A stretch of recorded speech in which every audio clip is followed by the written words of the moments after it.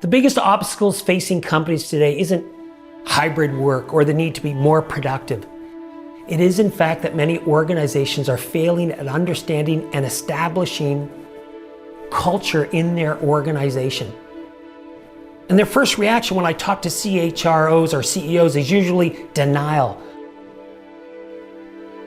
But when I ask them what their people do when it comes to these important questions, a light goes on. So number one, do your people feel safe to name an inconvenient truth in the organization or on their team? Number two, do they feel like they can give feedback up to their manager? These are proxy questions, kind of simple key questions that give us a lot of information about the culture in a company. It tells us how your people feel around two key dimensions. Number one, psychological safety and emotional connection.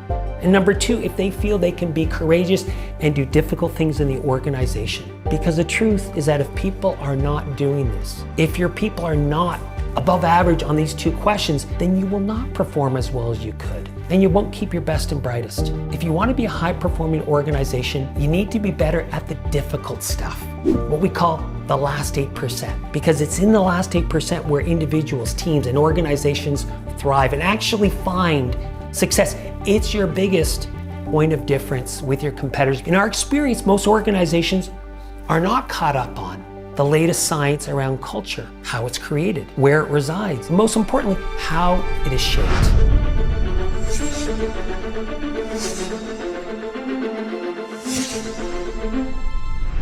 The first error most organizations make when they try to tackle culture is a belief that culture is a central feature across an organization. It's not. Culture does not exist across organizations.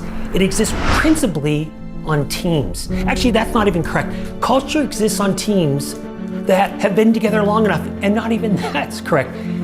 Culture exists on teams that have been together long enough who have been through difficult, pressure-filled situations. What we do is help you build an upper right-hand quadrant culture, a last 8% culture characterized by high accountability and high care, and we do it by empowering your managers to own the culture on their team. This is our proprietary insight that helps you build your culture in months, not years. Let me say that again, this is important. We can help you build your culture in months, not years, because your managers are at the center.